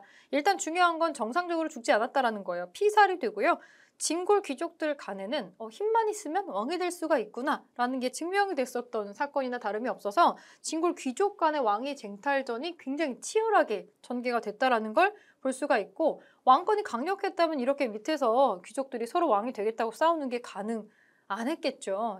특히나 신라처럼 이 골품에 대한 어떤 한계가 명확했었던 시대에 이런 혼란이 일어난다는 건 이전까지 어쨌거나 질서를 유지했었던 제도의 시스템의 붕괴가 왔다라는 거거든요. 그런 모습들이 나오고 있습니다. 사실은 삼국 통일이라는 것 자체가 나중에 악재로 작용을 했어요. 이전까지는 신라에 사람들을 하나로 모아주는 공공의 적들이 존재를 했어요. 고구려도 있고 백제도 있었는데 이제 삼국 통일을 하고 오랫동안 평화가 유지되다 보니까 더 이상 삼국 통일 안 해도 되잖아요. 삼국 통일 전쟁 없어도 되고 나라라고는 통일신라밖에 없다라고 여기고 있는 이 시점에 내부의 혼란이 굉장히 심해졌던 거죠. 아무도 이제 백성들의 삶을 들여다보지 않고 서로가 왕권을 차지하려고 싸우는 거에만 몰두를 하게 됩니다. 그리고 골품 제도가 이상한 쪽으로 발달이 되는데 왕은 오히려 선골을 해서 진골로 넘어가는 케이스가 있는데 일단 벼슬을 하는 거에 대한 어떤 리미트는 그대로였다는 거죠. 아무리 똑똑해도 이 골품 제도의 어떤 벽이 견고해져서 육두품, 특히 육두품들, 진골 밑에 바로 있는 육두품들이 관직 승진이 제한이 됐어요. 이거는 아무리 내가 똑똑하고 난다 긴다 해도 절대로 뛰어넘을 수 없는 한계로 작용을 합니다. 그러니까 똑똑한 사람들은 신라에 있고 싶지 않겠죠. 계속 외부로 유출이 되고 인재의 유출, 이 시정되지 않은 시스템에 경직된 시스템 이런 것들이 누적이 되면서 신라는 굉장한 혼란기로 들어가게 됩니다. 그리고 이제 과도한 조세 징수라는 게 또 나와요. 조세 징수. 왜냐면 실제로 귀족들이 사람들의 생활에는 관심이 없고 자기 지역에 있는 사람들에게서 최대한 짜내서 뭔가를 하려고 하는 약간 탐관오리에 가까운 어떤 행위들을 하게 되는 거고요. 징수, 수탈, 농민들 먹고 살기 힘듭니다. 노비가 되거나 초적이 됐다라고 나와요. 초적은 이제 떠돌아다니는 도적이 됐다라고 보시면 될 것 같습니다. 이 조세징수는요, 수탈로 인한 것도 있었지만 실제로 진성여왕 시기로 넘어가게 되면 이 여왕이 등극을 하고 혼란기였다라는 점을 감안을 했을 때 사람들에게 안정과 어떤 안심을 주기 위해서 1년 동안 세금을 조세를 감면해줬던 적이 있어요. 이게 오히려 나중에 굉장히 역효과로 작용을 합니다. 나중에 1년 동안 국고가 텅텅 비어 있었으니 그 다음에는 더 많은 세금을 거둘 수밖에 없게 된 거죠. 결국에는 실제로 조세를 줄여주거나 백성들의 혜택을 본 게 없는 거예요. 더 많은 세금을 쥐어짰으니까. 그러니까 경제정책의 실패로 이어지게 되는 부분이 있었다라는 거죠. 자, 통일신라 말기에 주요 사건이 모아져 있습니다. 주로 출제가 되는 문제들을 볼게요. 김헌창의 난. 이 특징이 뭔가요? 뭐뭐의 난, 뭐뭐의 난, 뭐뭐의 난, 뭐뭐의 난이 있습니다. 실제로 귀족에 해당하는 사람도 있지만 귀족이 아닌 사람도 좀 보이고요. 아예 그냥 노비나 평민 출신도 보이고 적고조공 그냥 도적입니다. 지금 신분을 가리지 않고 정신없이 난리가 일어나는 걸 볼 수가 있어요. 사회 모습이 굉장히 혼란스러웠다라는 걸 이것만 봐도 알 수가 있는 거죠. 김헌창의 나는 심지어 본인의 아버지 김주원이 왕위에 오르지 못하자 불만을 품은 웅천주, 오늘날의 공주 지역의 도독 김헌창이 반란을 일으켰다라고 되어 있습니다. 왕이 되려고 아버지가 왕이 되지 못한 거에 대한 분노라니 귀족들이 힘만 갖고 있으면 누구나 왕이 되고 싶어 했다라는 걸 아주 적나라하게 보여주는 사례라고 볼 수가 있겠죠. 장보고의 나는 뭐냐면 장보고는 좀 특이한 사람이긴 한데요. 이분은 우리 예상에는 평민 또는 그보다 못한 신분이었을 거라고 추정해요. 아주 일찍 당나라로 넘어갔다가 당나라에서 이 무공을 세워서 명성을 얻고 돌아온 케이스입니다. 심지어 이제 명성을 얻고 인정도 받고 이 청해진이라는 걸 세워가지고 해적을 소탕하는 작업 같은 것들도 하면서 왕의 신임을 얻었던 사람인데 한때 장보고 휘하에 있었던 병사들이 거의 10,000명에 육박했다고 하니까 이게 무슨 뜻이냐면 장보고가 해적을 소탕해주고 나서 민심을 좀 얻어요. 사람들이 이 사람을 지지한다라는 뜻이겠죠. 근데 장보고는 원래 신라에서는 별다른 지위에 있는 사람이 아니었거든요. 혈통도 불분명합니다. 본인이 성골이나 진골이나 뭔가 확실하게 귀족의 반열에 드는 사람이었다면 갑자기 그렇게 어릴 때 혈혈단신으로 당나라로 떠나지도 않았을 것이고 아마 신분의 한계를 극복하기 위해서 당나라에 갔겠죠. 그래서 이 사람은 신분적으로 귀족도 아닙니다. 귀족이 아닌데 전쟁을 통해서 무훈을 쌓고 이걸로 인해서 사람들에게 명성도 얻고 그리고 본인의 어떤 사병을 거느리고 있는 거잖아요. 군대를 거느리고 있고 거의 뭐 청해진 앞바다를 주름 잡고 있다시피 했으니까 그 당시 왕이라던가 그 당시 대등한 입장에 있었던 귀족들 눈에는 이 장보고라는 사람이 굉장히 위험한 사람인 거예요. 어떻게 보면 이도저도 아닌 것 같은 진골 귀족들이 서로 자기가 왕이 된다고 난리를 치는데 장보고 입장에서는 나라고 못될 거 있나? 이런 생각 안 했을까요? 그런 생각도 했을 수도 있겠죠. 실제로 기록에는 장보고가 반란을 꾀했는지 안 꾀했는지는 알 수가 없습니다. 다만 장보고의 세력이 점점 커지는 과정에서 그 귀하는 장보고의 딸이 왕비에 거의 책봉될 뻔했는데 출신이 너무 천하다는 이유로 사람들이 이제 반대를 했던 거예요. 여기에 불만을 품고 청해진의 본인의 어떤 군대를 이끌어서 이 청해진을 거점으로 반란을 도모했지만 도중에 암살당합니다. 장보고가. 그러면서 여기에 실패했다라고 나오거든요. 너무 갑자기 죽었기 때문에 배후 세력이 누군지도 알 수가 없고 상당히 혼란했었던 시기였다는 것 말고는 남아있는 자료가 없습니다. 이것도 뭐 모를 일이죠. 장보고가 실제로 반란을 도모했는지 아니면 본인의 목숨이 경각에 달려서 어쩔 수 없이 그렇게 했는지 이건 알 수 없지만 일단 이때에는 신분을 왔다 갔다 하면서 여러 가지로 쿠데타를 도모하는 세력들이 있었고 이게 난이라는 이름으로 여러 형태로 나타나더라 라는 거 보면 좋겠습니다. 가장 많이 나오는 건 원종과 에노의 난입니다. 신라 하대의 가장 혼란기를 이끌었던 왕으로 꼽히는 사람은 진성여왕이에요. 진성여왕. 진성여왕 때 원종과 에노라는 사람들이 난을 일으키게 되는데 이게 상당히 큰 난이었어요. 중앙군대가 진압을 못할 정도로 규모가 어마어마했다라고 나와 있습니다.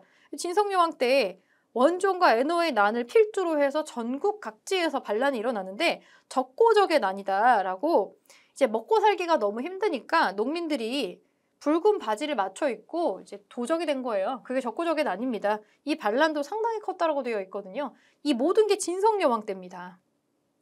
그래서 한때는 진성여왕을 굉장히 뭐 이렇게 음란한 왕으로 비하를 하면서 정치를 잘 못했다라고 굉장히 안 좋게 평가하는 평들이 많았는데 이건 뭐 조선시대 이후에 유학자들의 시선이 다분히 반영이 된 점도 없잖아 있고 진성여왕이 엄청 잘했다라고는 할 수 없지만 이때 신라 하대가 흔들리고 결국에 후삼국으로 분열하게 된 거는 단순하게 진성여왕 혼자만의 실정의 탓이라고 보긴 좀 어려워요.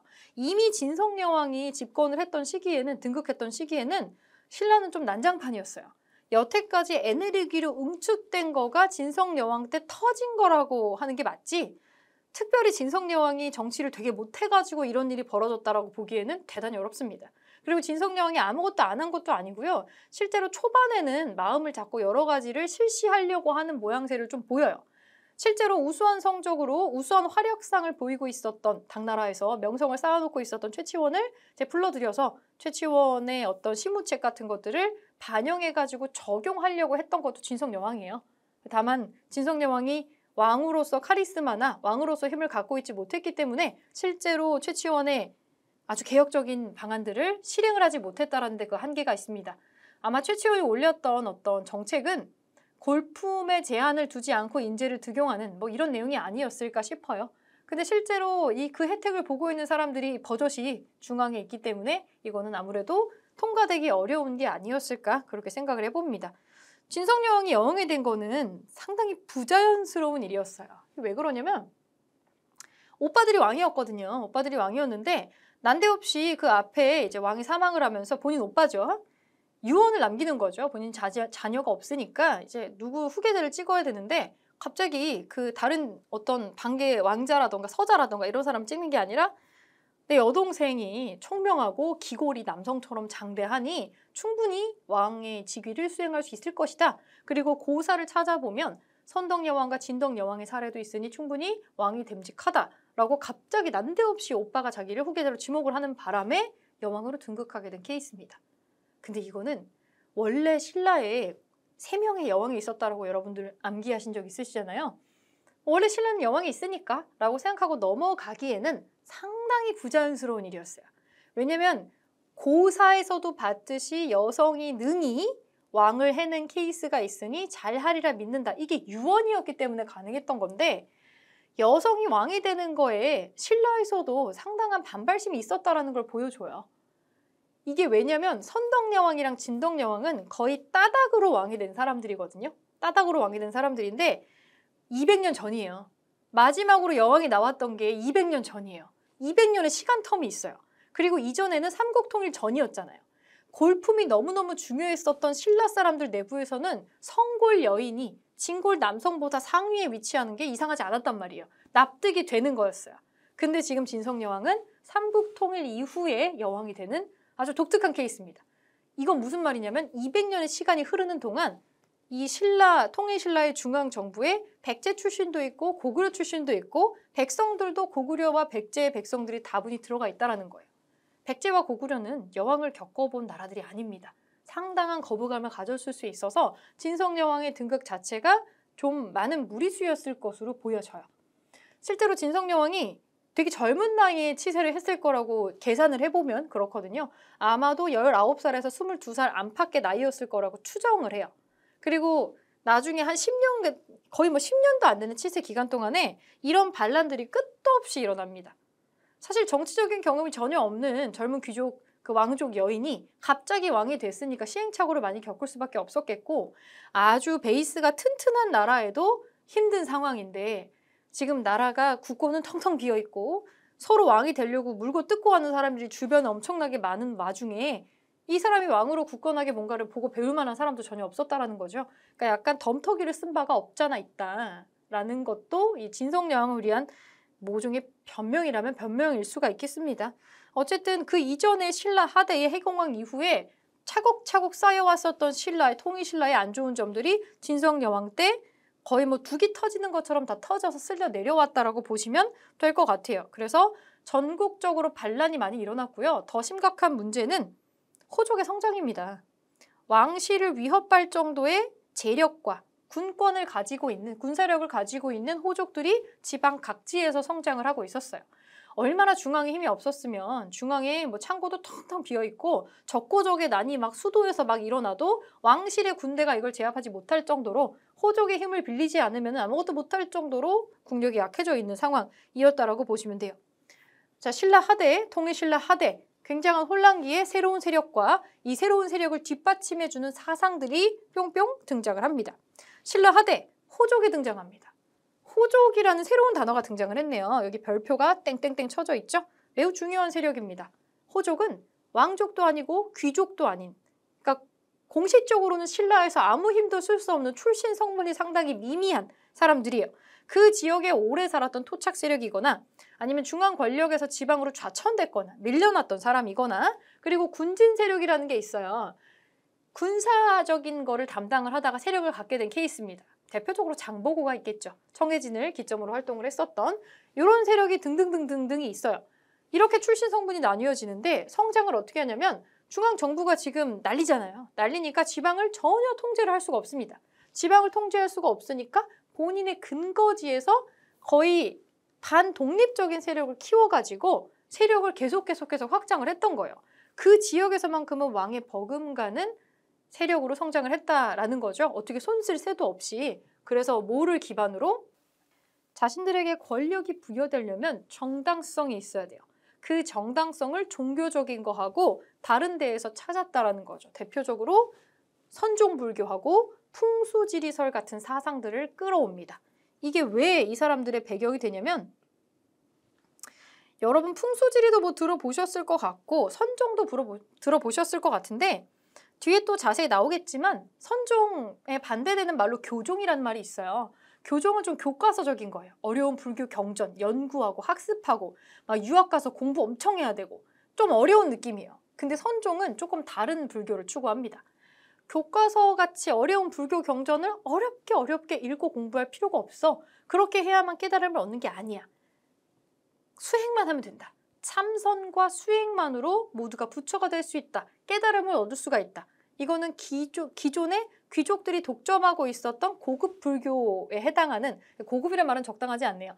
어려운, 일반인이 접근하기 어려운 교종 불교에 완전히 반대되면서도 누구나 쉽게 접근할 수 있다는 점에서 호족들의 마음에 쏙 들었던 거고요. 참선만 하면 누구나 부처가 될 수가 있다. 이거는 귀족적인 불교가 아니고 한 발 내려온 불교 형식이라고 볼 수가 있겠죠. 그래서 종교적인 어떤 뒷받침을 선종해 해줬고요. 풍수지리설은 왜 호족을 뒷받침했을까요? 풍수지리가 특정 땅의 기운이 좋고 나쁘고 땅의 지형의 모습이라던가 물과 바람이 흐르는 모양, 산세의 모양 이런 걸 보고 명당이다, 그렇지 않다 이런 거 풍수지리라고 하잖아요. 이런 거에 관련된 재밌는 영화들도 많았는데 이 풍수지리설을 호족들이 좋아했던 이유는 신라의 중앙이라고 하면 경주입니다. 금성이에요, 금성. 신라는 특히나 천도를 한 번도 하지 않았기 때문에 경주라는 지역이 가지는 어떤 귀족적인 특성과 어떤 뭐랄까요? 특권 의식이 어마어마했어요.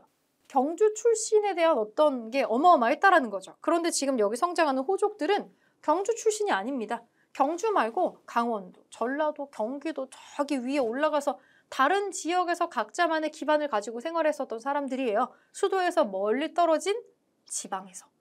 근데 풍수지리는 뭘 얘기하죠? 명당이라고 하는 거는 수도에 국한되어 있지 않잖아요. 전국 어딘가에 명당은 또 있을 수 있죠. 그래서 좋은 땅이 금성을 벗어나서 있을 수도 있다는 거를 풍수지리가 증명을 해주는 거고, 이때 가장 유행했던 풍수지리는 금성의 기운이 다 했다. 경주의 기운이 다 했다. 다른 곳에 좋은 기운이 있다. 이건 이 말인 즉슨 중앙의 왕족이나 귀족들이 이끄는 신라의 시대는 끝난다라는 거랑 똑같은 겁니다. 이 호족들에게 굉장한 힘을 실어줄 수가 있다라는 거죠. 그래서 이 두 가지 선종과 풍수지리설 같은 걸 기반으로 사상적인 어떤 뒷받침을 하고 세력을 키워나갑니다. 이 사람들의 특징, 본인 스스로를 자기 사는 성이 있으니까 성주 또는 장군이라 칭하면서 자기가 영향력을 행사하고 있는 지방의 행정권이나 군상권이나 경제적인 지배력을 행사합니다. 정말 그 유럽에 보면은 옛날 중세시대의 그 성주 있죠? 성주. 그 지역에 영주. 그런 거에 해당하는 권력을 누렸다라고 보시면 될 것 같아요. 독자적인 세력을 구축을 했고요.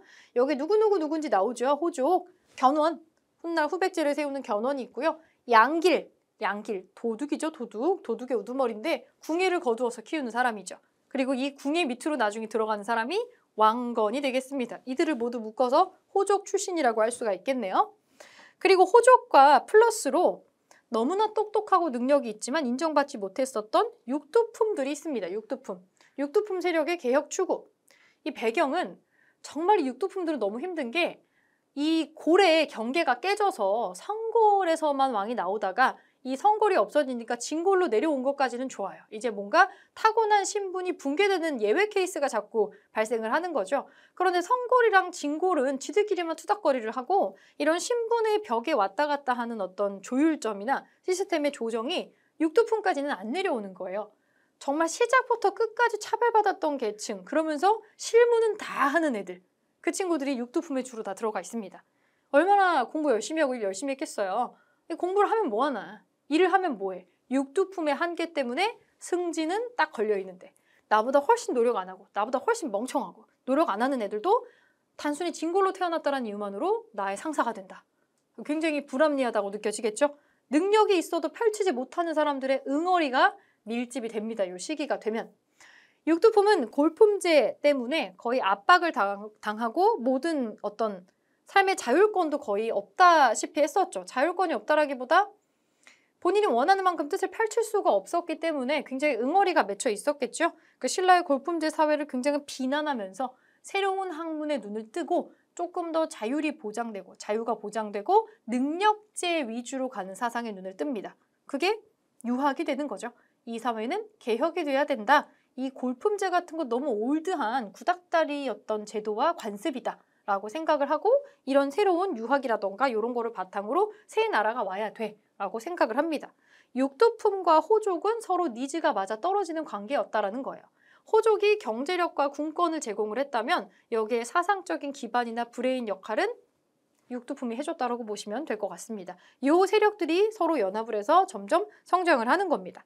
이 육두품 세력 중에 가장 큰 활동은 아무래도 최치원이 되겠죠. 이 최치원이 당나라에서 크게 활약을 하다가 사실 최치원은 그냥 당나라에 있었어도 됐어요. 워낙에 이 글문으로 문장으로 이름을 떨치던 사람이어서 이제 황제한테 뭐 감사 선물도 받고 하면서 막 명성을 계속 쌓고 있었어요. 차라리 당나라에 있었으면은 조금 더 출세했을지도 모르는데 이 사람이 기대를 하게 된 거죠. 기대를 하게 된 거예요. 내가 중국에서도 인정받고 이렇게 황제한테 선물도 받고 했는데 이제 이거를 우리나라에서 모국에서 인정해주지 않을까. 우리나라에서 이제 나의 어떤 이런 탤런트를 이제 인정을 해줘가지고 나를 중히 쓰려고 하지 않을까라는 부푼 기대를 안고 신라로 돌아와서 마침 또 신라의 진성 여왕이 개혁안을 추진할 사람을 찾다가 이 최치원을 통해서 최치원의 시무 10조라고 하는 10여 조를 받아서 사회 개혁안을 한번 받아요. 여기에 최치원이 굉장한 기대를 하지 않았겠어요?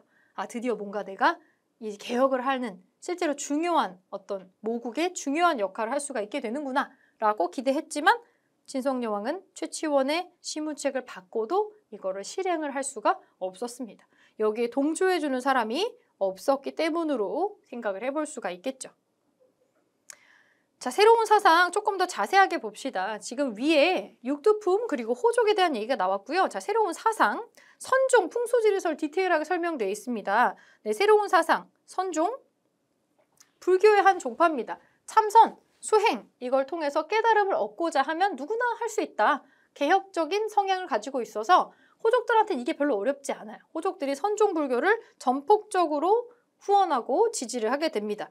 그러면서 원래 여러분 그 석굴암의 본존불 생각해 보세요. 되게 근엄하고 예쁘게 아주 정갈하게 만들어진 불상이죠. 전형적인 불상들이 있어요. 그런데 이 시기에 이 선종불교는 호족들이 엄청나게 선종불교를 이렇게 지원을 해주면서 전국 각지에 자신들의 세력을 과시할 만한 어마어마한 크기의 불상들을 세우기 시작합니다. 어마어마한 크기. 석재로 만들어진 불상 나중에 후반부로 가면은 이 고려를 만드는 시기 정도로 이 고려 초기로 넘어가면 철제로 만든 불상도 굉장히 많은데 기존에 있었던 형식적인 불상의 형태에서 좀 탈피해가지고 아주 개성적인 페이스와 엄청난 규모를 자랑하는 거대 불상들이 많이 나온다. 이것도 선종불교와 호족의 영향이다 라고 하나 더 체크해 주시면 좋을 것 같습니다. 그리고 풍수지리설, 경주 중심을 벗어난다. 이거는 곧 경주의 전통 왕족과 귀족에서 벗어난다라는 뜻입니다. 다른 지방의 중요성을 부각한다는 건 그 지역의 세력가인 나 중요하다. 호족들의 중요성과 호족들의 힘, 기반, 정당성을 얘기하는데 풍수지리가 필요했다라는 거예요. 그 땅의 기운이 사람의 길, 흉, 화, 복에 영향을 매우 많이 미치는데 경주는 지금 길이 다 했다. 거기 이제 망했어. 거긴 이제 흉지야. 라고 하는 풍수지리설이 돌았다라는 거죠. 실제로 이게 사실로 믿을 수밖에 없을 정도로 혼란스러운 시대이기도 했고요. 자, 이렇게 해서 사실상 진성여왕 시기가 되면은 후삼국이라고 하는 거가 거의 다 등장을 해요. 나라가 쪼개집니다. 실제로 이때까지는 아직은 신라가 망하진 않았는데 진성여왕을 끝으로 통일신라는 끝났다고 보시면 돼요. 진성여왕 재위 시기에 이미 호족들이 난립하면서 왕을 칭을 했으니까. 진성여왕은 신라의 왕 중에 유일하게 스스로 자진퇴위한 사람이에요. 그 서자를 찾아다가 먼저 번 선왕의 서자를 찾아다가 서자한테 양위를 하고 자기가 이제 혼란기를 불러온 통치에 책임을 지고 10년간의 실정에 책임을 지고 물러나요. 그리고 태상왕으로 있다가 그해 12월에 자리에서 물러난 지 6개월 만에 사망을 합니다. 추정상으로는 아무리 나이를 많이 잡아도 사망 당시의 나이가 32살도 안 됐을 거라고 봐요. 굉장히 젊은. 그리고 이 진성여왕은 우리가 알고 있는 신라의 3명의 여왕 중에서 유일하게 젊은 여왕이었어요.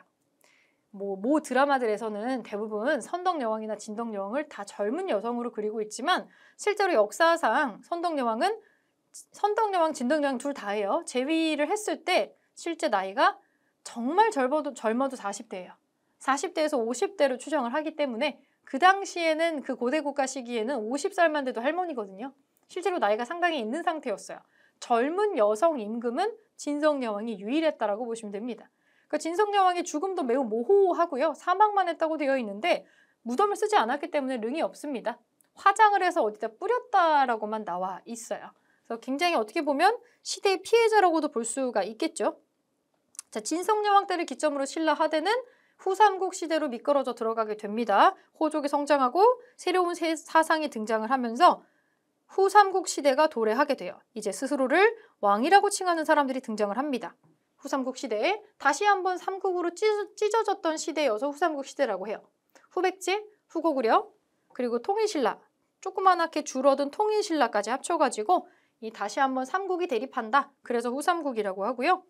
견훤이 후백제를, 궁예가 후고구려를 건국을 하면서 통일신라는 다시 삼국으로 각축을 벌이게 됩니다. 자, 후백제 먼저 볼게요. 가장 먼저 성립을 했으니까. 후백제는 견훤이라는 일종의 호족이 세우는 나라인데 지금 오늘날의 전주입니다. 그 관광지로 유명한 전주 아시죠? 전주 지역에서 후백제를 건국합니다. 딱 900년에 일어나는 일이네요.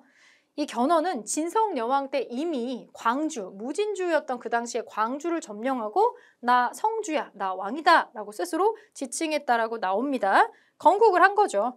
근데 이 광주랑 전주 일대, 전라도 일대가 옛날 백제의 영역이었기 때문에 백제를 계승한다는 뜻으로 이 후백제를 건립을 하게 되는 거죠. 이렇게 해서 백제가 다시 한번 역사에 등장을 하고요.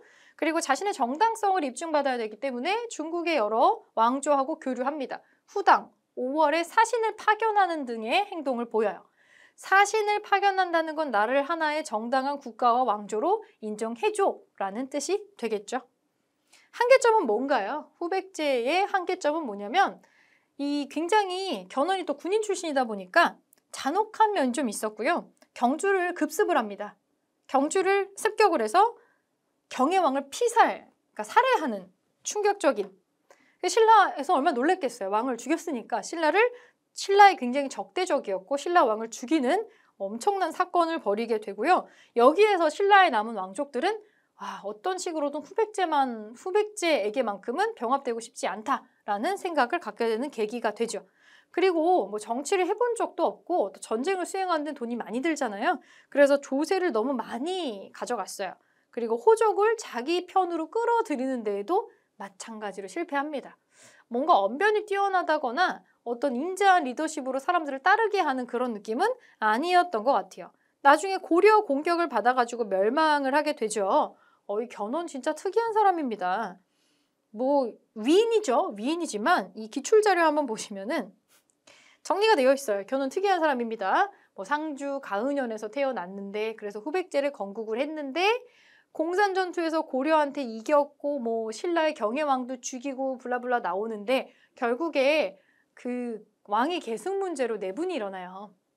장남한테 왕을 주기 싫은 거야. 자기가 가장 예뻐하는 막내 아들한테 왕을 넘겨주고 싶었던가 봐요. 별로 나이도 많지도 않아. 애기한테. 어린이였던 막내 아들이 너무 이뻐가지고 막내 아들한테 왕위를 주려고 하다가 자기의 장성한 이 장남 첫째 아들 신검이라고 하는 첫째 아들에 의해서 결국에 금산사라고 하는 사찰에 유폐가 됩니다.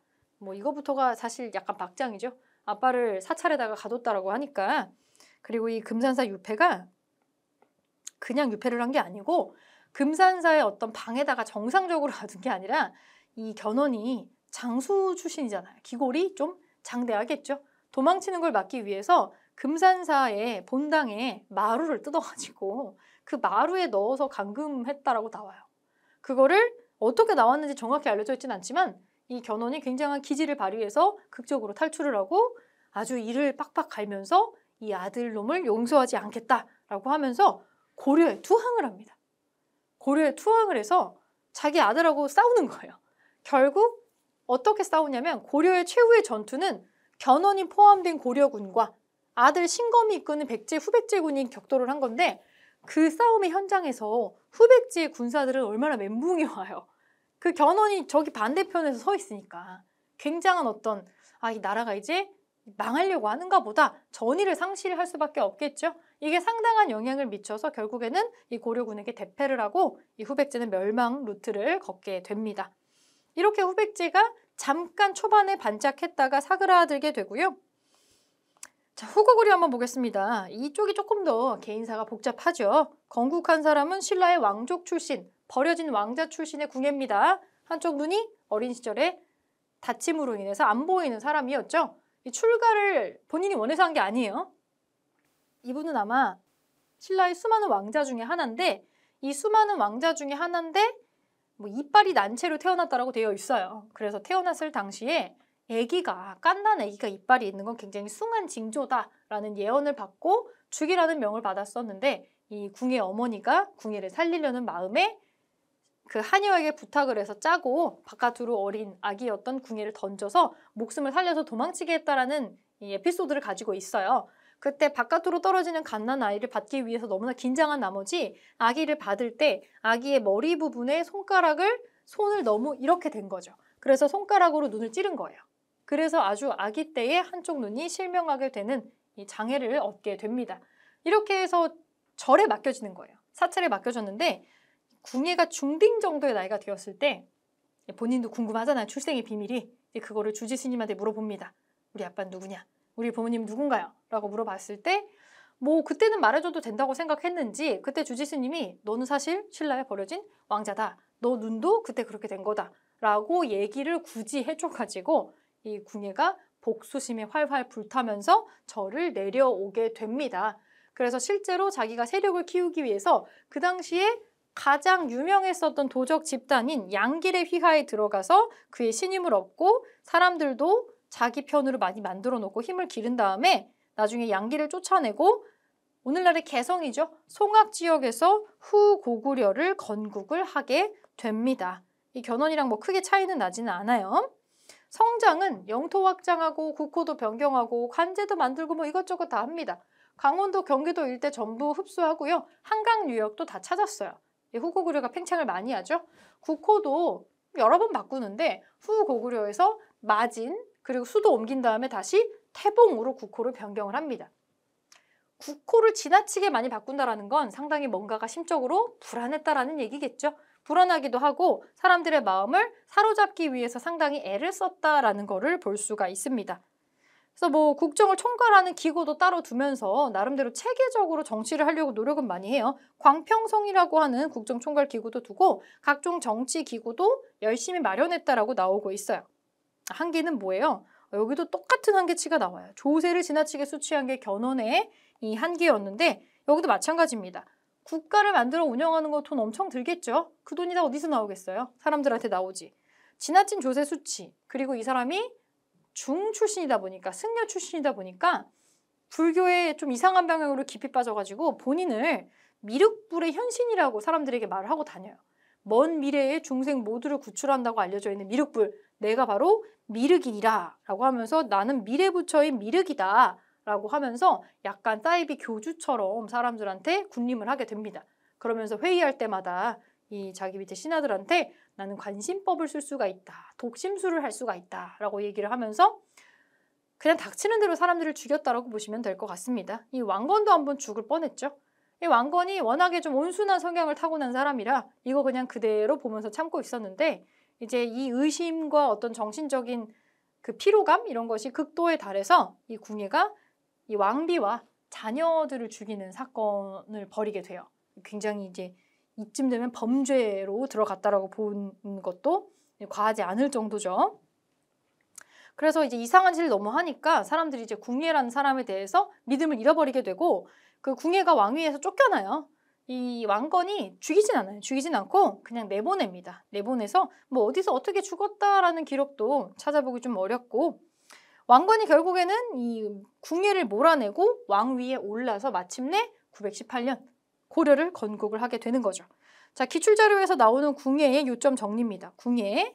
궁예는 신라 왕실의 후예로 알려져 있어요. 왕자일 가능성이 매우 높습니다. 다른 버려진 왕자라고 많이 알려져 있고 양길의 부하가 돼서 세력을 쏙쏙 키우고 그 양길의 세력을 그대로 흡수해가지고 자기 걸로 만들어요.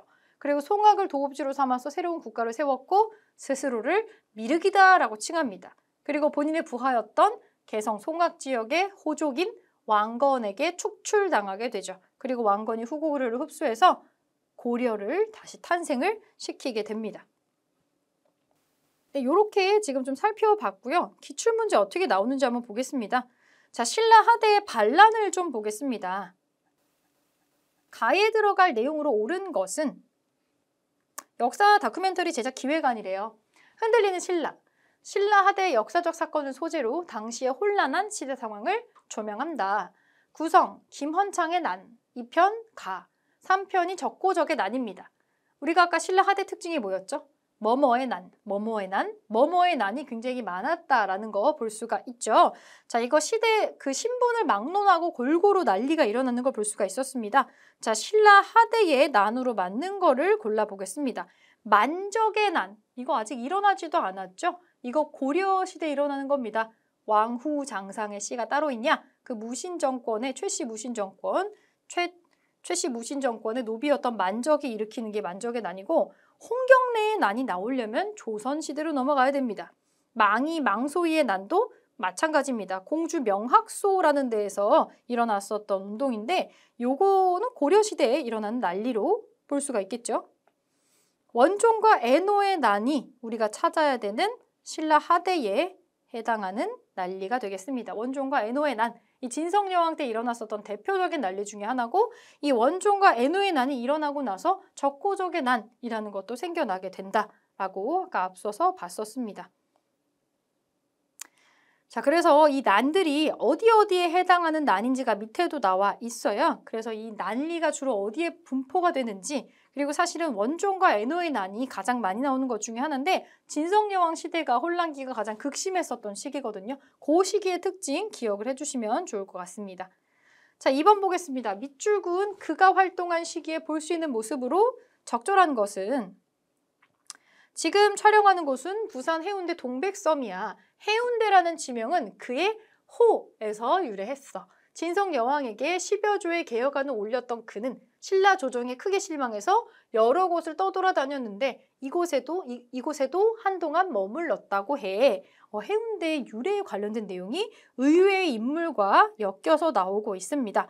진성여왕에게 개혁안을 올렸던 이 사람, 신라 조정에 크게 실망해서 여러 곳을 떠돌아다녔다는 이 사람, 능력은 출중했으나 타고난 신분의 한계로 인해서 결국에 져버린 쓸쓸한 천재죠. 비운의 천재죠. 이 사람은 최치원이 되겠습니다. 최치원.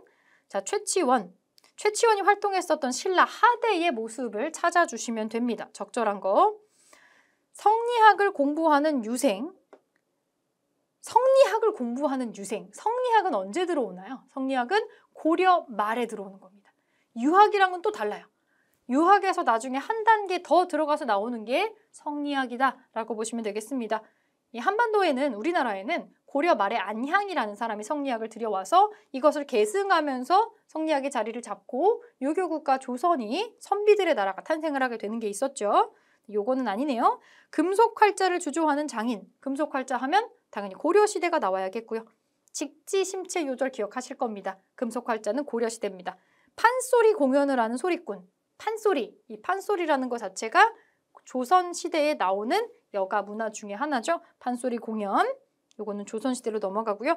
군사를 모아서 장군이라고 칭하는 호족이 등장을 하는 4번이 정답이 되겠습니다. 4번으로 찾아주겠습니다. 이 밑에 힌트 어떻게 찾았는지 한번 체크해 주시고 시대의 오답 체크도 같이 쓰시고 넘어가겠습니다. 3번 보겠습니다. 견언. 가에 들어갈 내용으로 옳은 것은 네, 이 인물 사진 같은 게 이미지가 하나 나와 있고요. 상주에서 태어났고요. 공산전투에서 고려에 승리를 했고요. 아들 신검에 의해서 금산사에 유폐가 됐고 결국에 고려에 항복했다. 투항했다. 네, 이 사람 견훤이죠. 견훤의 특이한 특징들이 언급이 되고 있습니다. 가에 들어갈 견훤의 내용으로 옳은 것을 골라보겠습니다.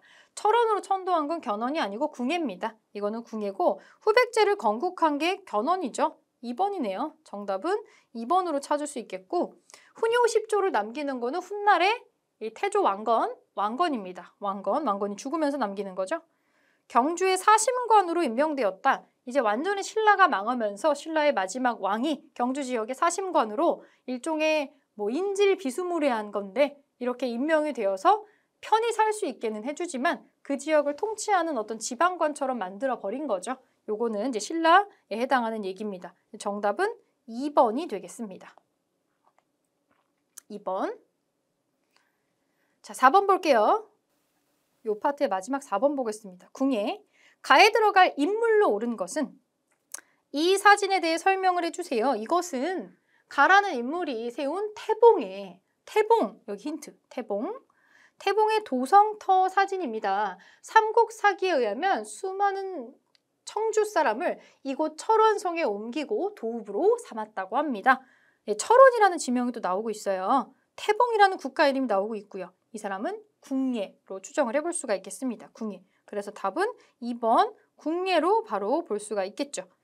이 사진은 조금 특이한 사진입니다만 내용 자체가 어렵지는 않아서 충분히 찾을 수 있는 문제였어요. 여기 내용이 좀 어려웠으니까 사진이 조금 애매했으니까 내용을 보면 궁예는 신라 하대의 개성을 도움으로 삼아서 후고구려를 건국했고 국호를 후고구려에서 마진으로 여기서 다시 태봉으로 바꾸었다라고 되어 있습니다. 태봉이 마지막 버전 이름인데 국호 태봉으로 바꿀 때 송악에서 개성에서 철원으로 도읍지를 옮겼다라고 되어 있어요. 도읍을 옮겼으니까 사람들 여기다 살게 해가지고 수도처럼 활성화를 시키는 거 중요했겠죠. 그런 내용이 지금 여기 자료에 나와 있는 거 확인해 볼 수가 있었습니다. 그래서 정답 2번으로 찾아줄 수 있었습니다. 네, 지금 우리가 후삼국이 어떻게 통일신라가 어떻게 혼란기를 겪었고 후삼국의 분열이 어떻게 일어났는지를 한번 확인을 해봤습니다. 그래서 다음 시간에는 기출주제 9번부터 해서 고대부터 이제 경제, 사회, 문화 파트를 한번 정리를 해볼 텐데요. 지금까지는 순서대로 고대 시대를 한번 쭉 개괄을 했다라고 보시면 될 것 같습니다. 고대의 고구려, 백제, 신라에서부터 통일신라와 후삼국까지 시대 순서대로 어떤 식으로 왕조가 이어지는지를 좀 한번 확인을 해봤고요. 이제 9번부터 10번, 11번까지는 고대의 파트를 조금 바꿔가지고 경제 파트, 사회 파트, 문화유산 파트를 한번 정리를 해보고 그 다음에 마무리로 기출문제를 정리하는 시간을 갖도록 하겠습니다. 오늘은 여기까지 하겠습니다.